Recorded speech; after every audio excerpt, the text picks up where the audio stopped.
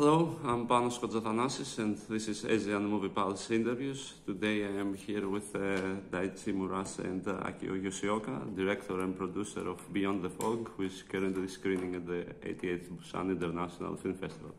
How are you? I'm good. Okay. Tell me a bit of the most interesting part about the movie, or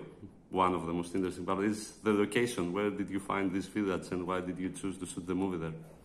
그 안개 너머 영화에서 등장하는 그 배경이 굉장히 인상적이라 느꼈는데 어떻게 로케이션을 스카우팅하신 건지 또 왜 그 장소를 선택하신 건지.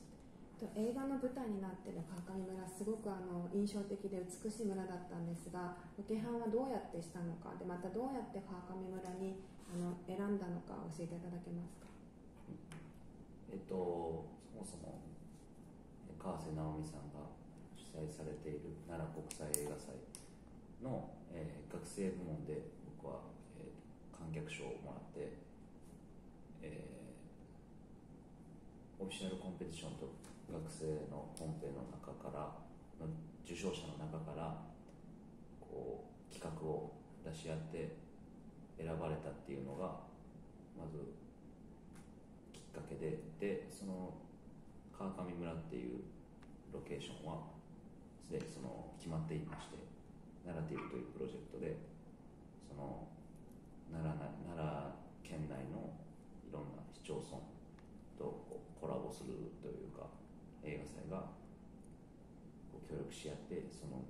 土地のフィーチャーした映画を作るっていう意味で、今回は僕が撮るのは川上村という場所というふうに決まっていたので、僕が決めたわけではないっていうのがまずそこ。일단 이게 카와세 나오미라는 영화 감독님이 계시는데요. 그분이 운영하시는 나라국제영화제라는 영화제가 있습니다. 저는 거기 국제영화제 학생 부문에 이렇게 영화를 제출을 해서 관객상을 얻었는데, 학생 컴페티션이랑 오피셜 컴페티션이랑 이렇게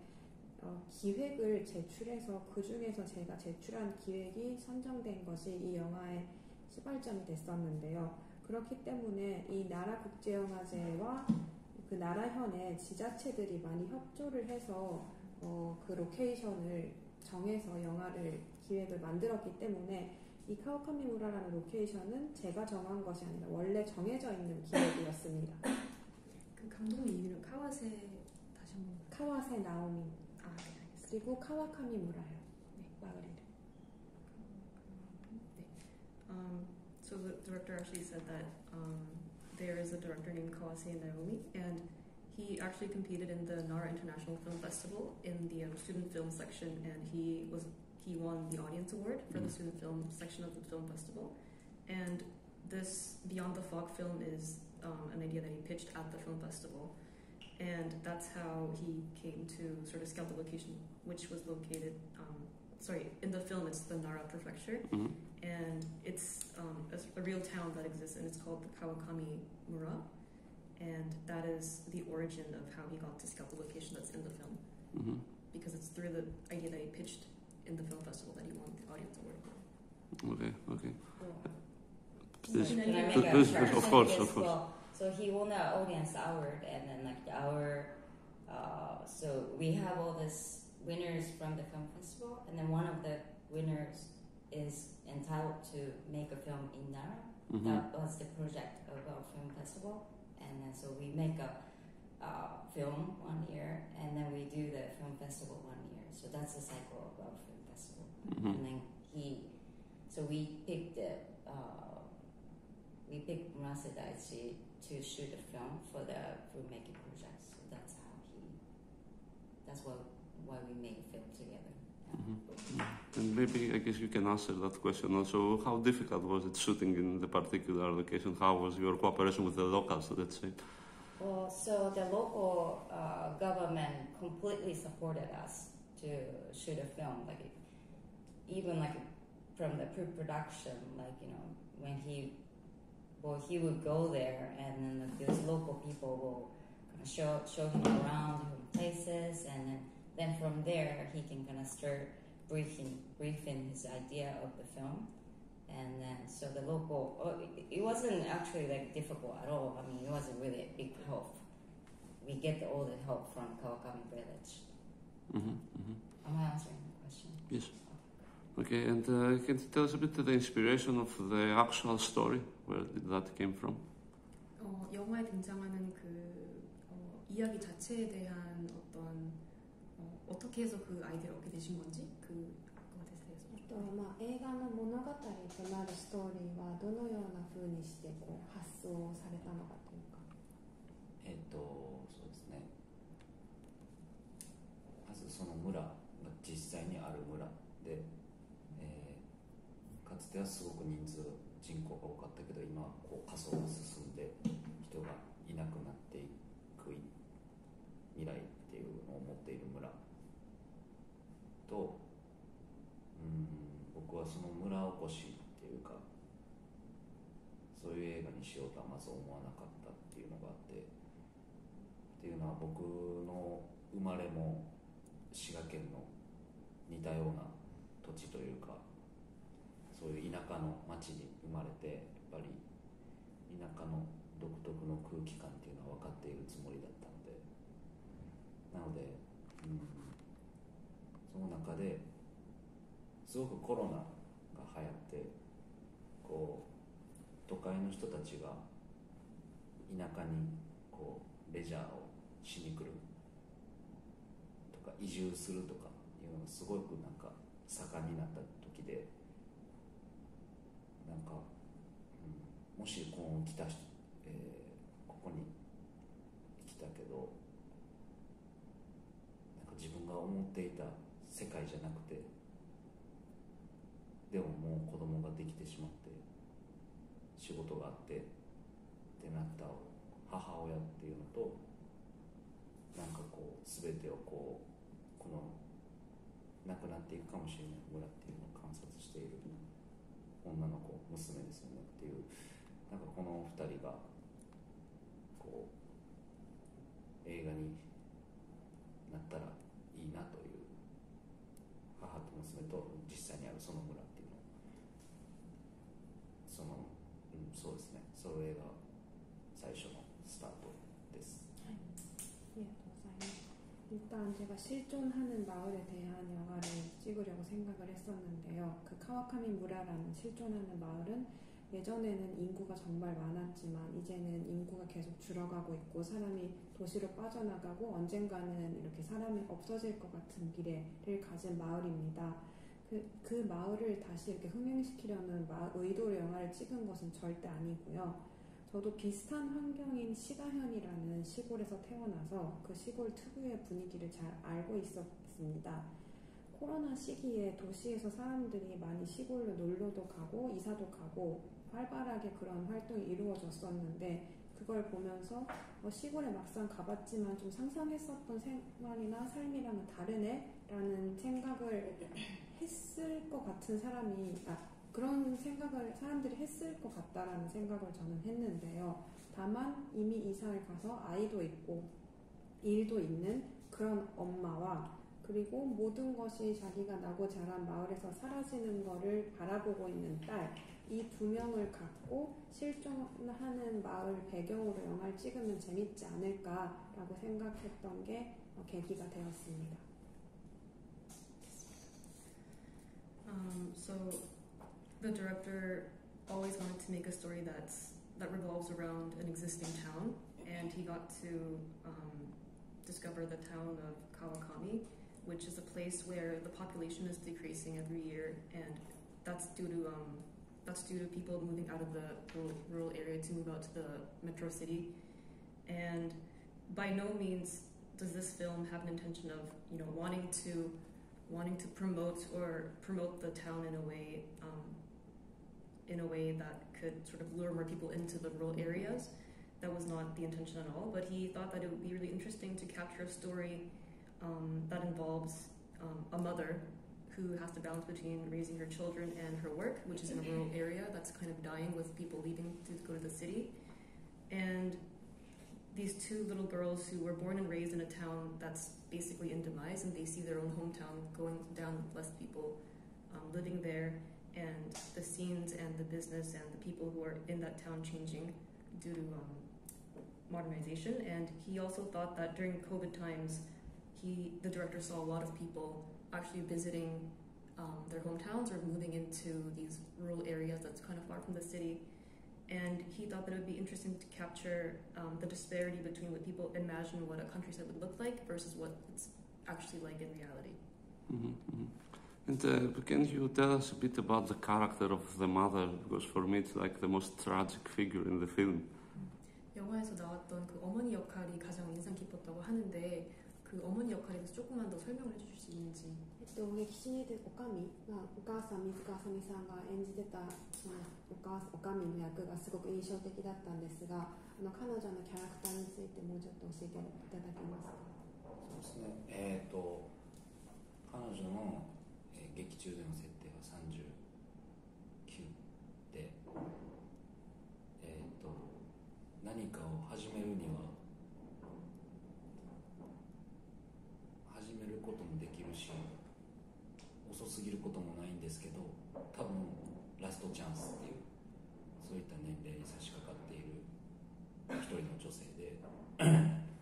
この村でずっと今の生活を続けていくことも選べるし、この旅館っていうのを閉めてしまって、外に出て自分の好きなことをやる、もう一回生きたかった人生を生きることもできる、そういう選択を持っている一人の女性でありながら母親でもあり、やっぱりそういうものを言わずこうじっと知っている娘とのこのコミュニケーションのもどかしさを覚えつつも、こう人生のこの佳境というかどうしようっていうところに差し掛かっている女性です。네, 일단 그 어머니 역할은요, 극중 설정 나이가 39살입니다. 이 39살이라는 나이는 무언가를 시작할 수 있고 너무 늦지 않았지만 아마도 본인은 뭔가를 시작하기에는 늦었다, 이미 늦었다라는 생각을 하고 있을 것 같은 나이입니다. 이 엄마는 이 마을에서 계속 같은 여관을 운영하고 있는데 여관을 운영하는 삶을 계속 할 수도 있고 아니면 여관을 아예 닫고 마을 밖으로 나가서 계속 원하던 삶을 살 수도 있고 그런 선택지를 가진 여성이면서 동시에 엄마이기도 합니다. 말이 많지 않고 되게 소통이 어려운 딸과의 커뮤니케이션의 답답함을 느끼고 있는 엄마가 앞으로 인생을 어떻게 살아갈지 고민을 하고 있는 그런 역할입니다. So in the film, the mother is actually set to have an age of 39, so she's 39 in the film, and while others around her might think that 39 is not an age that's too late to start something new, but the mother character herself might believe that for her it's too late to start anything new at the age of 39. And the age factor is it's a big determining factor to her character because she is currently an innkeeper in the town, but she has a choice to either leave to a city and start a new life with her aspirations or stay in this town with her family to manage the inn with the family. But because she thinks that her age is too old, it might be too late for her to have a new start. And at the same time, she's also a mother, which is another conflict in the film, because as a mother, she struggles to communicate with her daughter, who's very timid, and she doesn't really let herself know to her family. So she has all these different conflicts to balance through within the film. Okay, the next question is a bit personal, I guess, but you can answer too. So, would you see yourself living in a place like that? 조금 개인적인 질문이 될 수도 있겠는데 감독님이나 프로듀서님께서 혹시 이 영화에 나오는 그런 시골 마을에서 현재 본인이 사는 것을 좀 상상하실 수 있는지 또 그렇게 시골로 가서 사는 거에 대해서 어떻게 생각하시는지. お二人にちょっと個人的な質問になっちゃうかもしれないんですけど、映画の背景になってた川上村のようなところで実際に田舎町で暮らすことを想像してみたことはあるか、またそれについてどう思われますか。僕は結構似たような場所に暮暮らしていたのですが、まあ川上村という場所は結構大きな主要の交通網からちょっと外れたところにあって、なので同じような僕が住んでるような田舎とかとは違って人が通らないみたいな、まあ、通らないことはないですけど、まあ、やっぱりその風通しっていうのがやっぱり悪い瞬間っていうのは多々あるんじゃないかなと思ってて、やっぱり人の年齢層もすごく高いので価値観も全然ちょっとやっぱり僕の世代とは全然違うし、そういう意味では住んでみることっていうのはイメージしたことないですけど、でも近い似たようなところに住んでるからすごくなんか、共通する部分があったので、映画としては映画を作る際にはすごくそこは役に立ったなと思っています。 일단 비슷한 곳에서 살아왔습니다. 다만 카와카미우라의 경우에는 교통이 조금 불편해서 사람이 많이 오고 가는 곳이 아니라서 조금 이렇게 새로운 바람이 잘 통풍이 안 되는 곳입니다. 거기 주민분들 연령층도 높기 때문에 저와 가치관도 많이 다르기 때문에 실제로 살아보는 것을 상상해 볼 수는 없지만, 다만 제가 비슷한 공통점이 많은 곳에서 자랐기 때문에 영화 제작에 있어서는 그런 부분이 많이 도움이 됐었던 것 같아요. To speak on a more realistic and practical side of the story, a place like Kawakami would have limited means of transportation and the metro system as well. So it would be very difficult to imagine the director himself living in a place like that as of today. And to add on to that, the citizens who reside in that town probably all have a pretty high average age, which means that it'd be kind of difficult to communicate with the people who live in that town because of clashing ideas and values. So it would be difficult to imagine himself living in a rural town as of today. However, because he has experience living in a small town as well, he was born in Shiga Prefecture, because it has a similar sort of look and feel to the town that was in the movie as well. So it did help him in the means of sort of imagining a vision for the film, because the background of the film was similar to the hometown that he was born in. You? For me, my hometown, I grew up in a more city side of Nara Prefecture, right? It's only like 1 hour away from my hometown. So to me, I mean, Kawakami is part of it, is sort of like my hometown, the image. But of course, that village is really countryside, and then you don't see anyone on the street, and then if you want to go to the closest store, maybe you have to drive like 30 minutes. So, well, during that shooting, we have to technically live there pretty much for 2 months. So that kind of inconveniences. I realized that I thought I was okay, but I was just kind of, I had to struggle actually a little bit, you know. Yeah. But if I will get older, maybe 60 or 70, I would love to live in that kind of countryside in a mountain. Yeah. Did the locals watch the movie? Have they watched it? Well, not exactly, yeah. But we kind of introduced what we have in the pictures, but they haven't seen this, film festival official version. Yeah. Okay. And can you tell us a bit about the casting of the film, how that worked? 그 캐스팅 과정에 대해서 어떻게 진행이 됐는지 좀 여쭤봐주세요. キャスティングどういうふうにされたのかお伺いしたい。ほとんど全員出てくる家族は当て書きで、水川さんであったり三浦さんであったりとか、やっぱり最初からもう顔が思い浮かびながら脚本を書いていたので、もう断られたらもうキャラクターもう一回最初から作り直そうぐらいに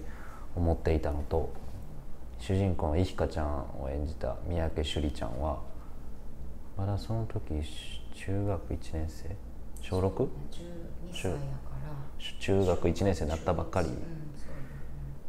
で、いろんな、子供たちをオーディションで出会って、皆さんすごい素敵な人ばっかりでしたけど、あの子だけ一番帰りたそうな顔してて、一番こう本当はこんなとこに行きたくないみたいな顔してて、なんていうんですかね、この力の抜けた感じがイメージするイヒカとマッチして、ずっとこうイヒカの顔だけ見えなかったんですけど、その子に出会った時にあこの子やってなって、その子になりました。 애초에 시나리오를 썼을 때부터 그 남편 역은 미우라 마사키상을 생각을 하면서 썼었고, 아내는 미즈카와 아사미상을 생각을 하면서 시나리오를 썼기 때문에 애초에 이 캐스팅을 했을 때 거절당하면 캐릭터를 다시 구성해야겠다 이런 생각으로 시나리오를 썼었습니다. 그리고 딸의 경우에는 이히카란 딸이 있는데, 딸의 경우에는 그 당시 이제 그 역할을 맡아주신 미야케 슈리 양이 중학교 1학년이 되자마자였는데, 오디션에 많은 아이들이 와줬고 그 중에서 제일 집에 가고 싶어하고 제일 재미없어하고 있던 친구였습니다. 그래서 그런 느낌이 영화에 제가 상상을 했었던 이히카와 비슷해서 그 아이를 보자마자 이히카의 얼굴이 떠올라서 아, 이 아이밖에 없겠구나라고 캐스팅을 하게 되었습니다. 알겠습니다. So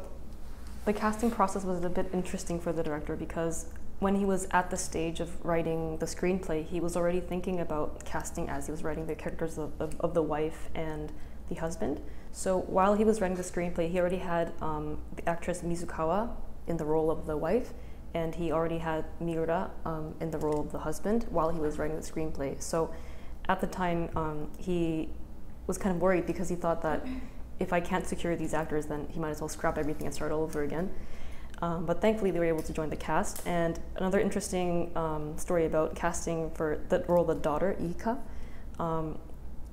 the actress who auditioned was Miyake, and she was a junior in middle school at the time when the casting was running. And there had been a lot of candidates who came to audition for the role, and director chose the girl who seemed the most bored at the audition, because in his mind that was the exact image of Ihika, the daughter role, and he thought that was perfect to choose an actress who seemed like she really wanted to go home. But she wasn't bored then. She was nervous. So that's why. Yeah. Okay. Yeah. Okay. And can you tell us a bit about the cinematography, what he wanted to do in the visual aspect of the film, let's say, and also particularly there are a lot of scenes with the camera showing the protagonists from their backs. I'm also interested about this part. From the box? It shows their backs instead of their faces. Oh, right. 촬영 기법에 대한 질문 좀 하고 싶은데, 좀 인상 깊었던 부분은 영화를 보면서 느끼셨던 부분이 주인공들의 앞모습을 보여주기보다는 좀 뒷모습이 많이 나오는 걸 포착을 하셨는데, 그런데 이유가 있는지, 또 촬영 기법적으로 어떤 아이디어를 얻으셔서 그런 방식을 선택하셨는지 궁금하십니다. 続いては撮影についての質問なんですけれども、映画を見た感じ、前からのショットよりは後ろ姿が多かったように見受けられます。でそういうのには演出の理由があったのか、またはなんか撮影の技法とかで何か撮影監督の人がアイデアを出してくれたのかとかを聞かせてください。そうですね、後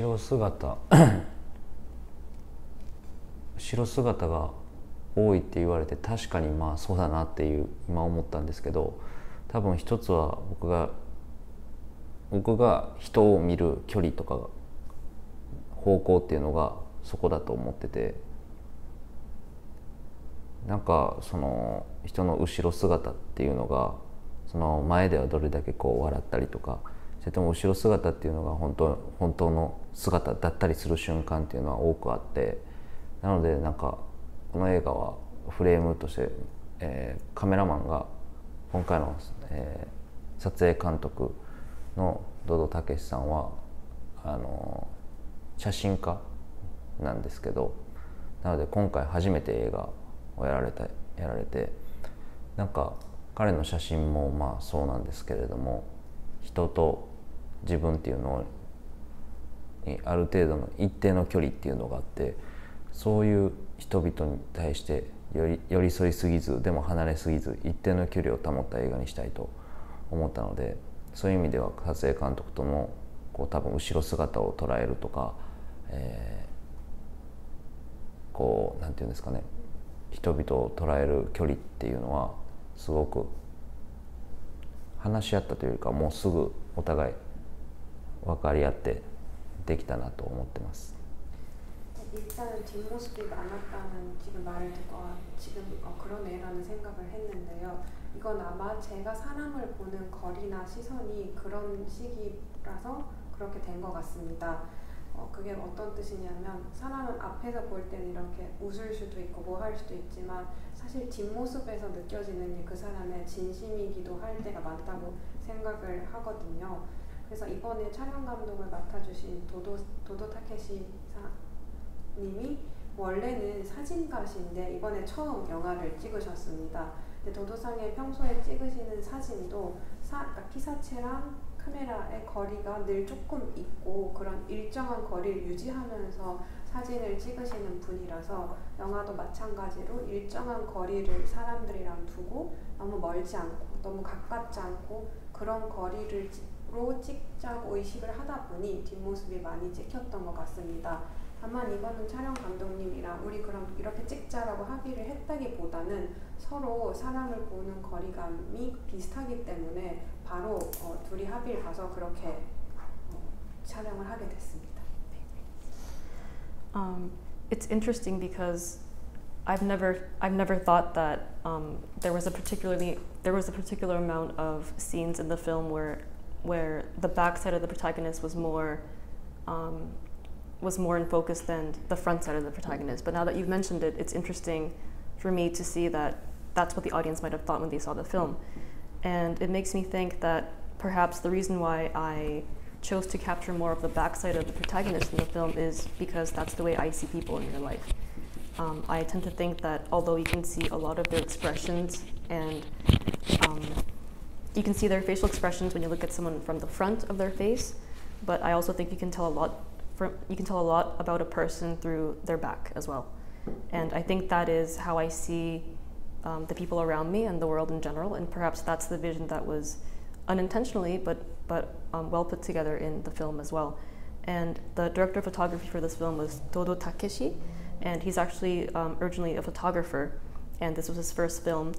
And he too also likes to have some distance between the object and his camera when he captures his work. So although the director of photography and myself did not agree in any sort of verbal form that we should try to capture the back of the protagonist, I think it came out to be this way coincidentally because the director of photography and the director had the same vision of seeing what's more important about the person from the back than the front. Mm-hmm. And I guess next question for both again. Can you tell us what's your opinion of the Japanese movie industry at the moment? 두 분께 모두 질문 드리고 싶은 부분인데요. 현재 일본 영화 업계에 대한 어떤 의견이나 뭐 생각이 있으신지 그냥 간단하게. お二人にご質問なんですけれども、今の日本の日本の映画業界について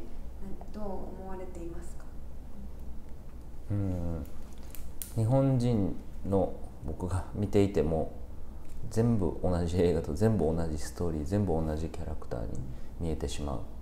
ていうのは、僕でもそう見えているぐらいなので、やっぱりあんまり映画を常日頃見に行かないお客さんっていうのはもっとそうなのじゃないかなとは思ってて、日本の外に例えばプサンであったりとかカンヌとかいろんな素晴らしい映画祭が国外にはありますけれども、そういうところで勝負しなくても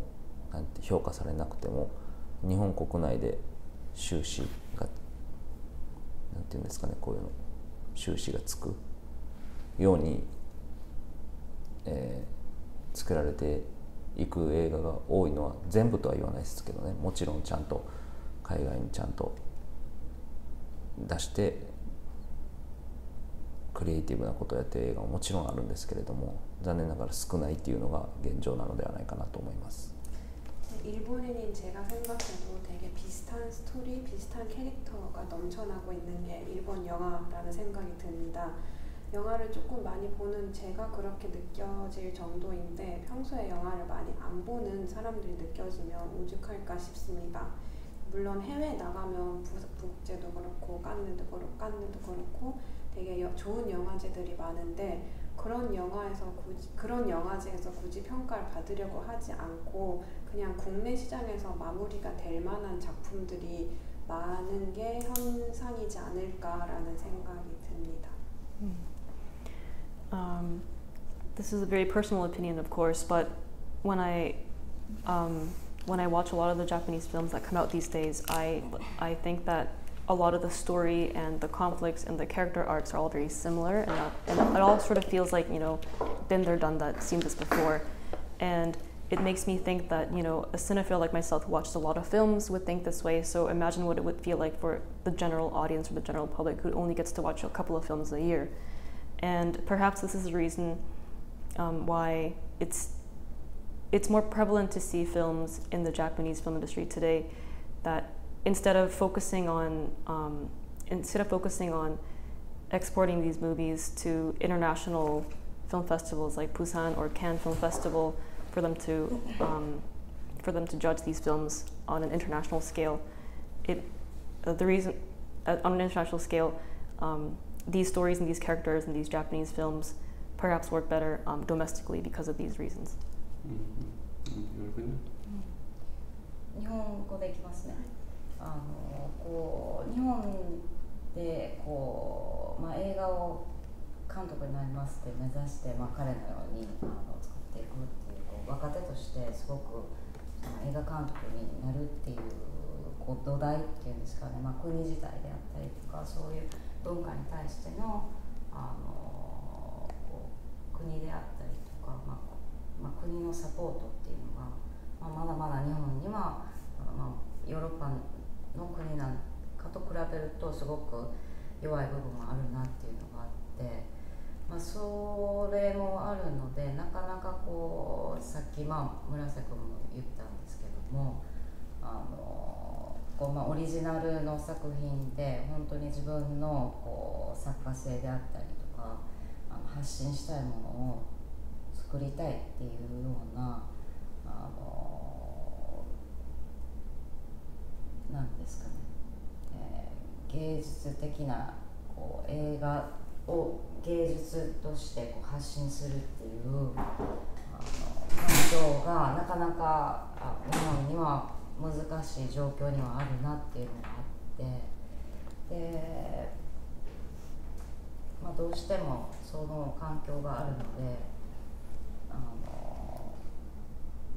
原作があったりだとか有名人の人をとりあえず使えば映画は見てくれるっていうような傾向があるので、商業化しているような傾向があるので、それはちょっと、残念だなと思うんですけども、そういう意味でも私たちのプロジェクトで、彼のようなすごく若手で、頑張っていきたいっていう監督がいるときに、今回の作品もそうなんですけど、本当に最初から最後までもう好きなことをやってください、やりたいことをやってくださいっていう環境を作ってあげて、こうやってプサンに来たりとかサンセバスチャンの映画で外国のいろんなオーディエンスの方に見ていただけるっていう機会で、日本の若手も若い監督もこうやって世界に発信していくんだっていうような場を、私たちがこういう機会で作ってあげるってことはすごく大事だなと思っています。 일단 일본에서 영화 감독을 꿈꾼다는 것은 좀 어렵다고 생각을 할 수 있습니다. 왜냐하면 일본에서는 나라 차원에서 해주는 지원이 유럽이나 다른 나라들에 비해서 약하기 때문입니다. 그렇기 때문에 그런 환경 속에서 오리지널 스토리로 자기가 전달하고자 하는 메시지를 갖고 영화라는 예술 매체를 통해서 뭔가 메시지를 발신하고자 하는 것 자체가 일본은 어려운 게 현실입니다. 그런 환경에서 일본은 지금 원작이 있거나 유명 배우들이 캐스팅되거나 그런 식으로 좀 영화 업계 자체가 상업화되고 있는 게 좀 아쉬운 현상이고요. 그렇기 때문에 이렇게 무라세 감독님처럼 젊은 세대의 감독님이 처음부터 끝까지 하고 싶은 대로 영화를 찍을 수 있게끔 환경을 마련하는 일을 저희들은 지금 하고 있고 중요하다고 생각을 하고 있습니다. 그렇게 돼서 만들어진 영화가 부국제나 San Sebastian, right? San Sebastian. 선 세바스찬 같은 영화제에서 많은 젊은 관객들한테 접하고 일본에서 이렇게 젊은 크리에이터들도 세상을 이렇게 향해서 메시지를 발신할 수 있는 기회를 만드는 게 저희의 중요한 역할이지 않을까 싶습니다. 네, 감사합니다. I think it's very difficult for a young Japanese filmmaker today in the industry to pitch their idea and take it from pre-production all the way to delivery the way they want it to be. Because the reason for this is because that compared to other countries in Europe or other countries, in Japan it feels like the support system of the government is very limited for artists and creators and filmmakers especially. So it's very difficult for especially young and up and coming emerging filmmakers in Japan today to pitch their original story with a message to deliver to the world. Because of these limits and boundaries within Japan today, it's only possible to resort to pitching ideas through original IP or selling a star-studded casting list to the public to get more funding and to commercialize the film this way. And our job as producers in Japan today is to discover and support and foster growth for these young filmmakers like Murasa himself, for him to pitch his original idea and the message that he wants with the vision that he intends to show to the world through film festivals like in Busan and San Sebastian as well. And yes, that is the goal for producers like herself in Japan I think today. it's very important for us to support young directors and then give them a chance to express themselves, and then this is the goal for us to come here or different countries and then show his talent. One last question. I think we're already over time, unfortunately, okay. so we'll have to close it up right now and Okay. wrap it up. Well, I guess that's it. Thank you very much. Thank you. 시간 내주셔서 감사합니다. 네, 아리가또 고자이마시타.ありがとうございました。 And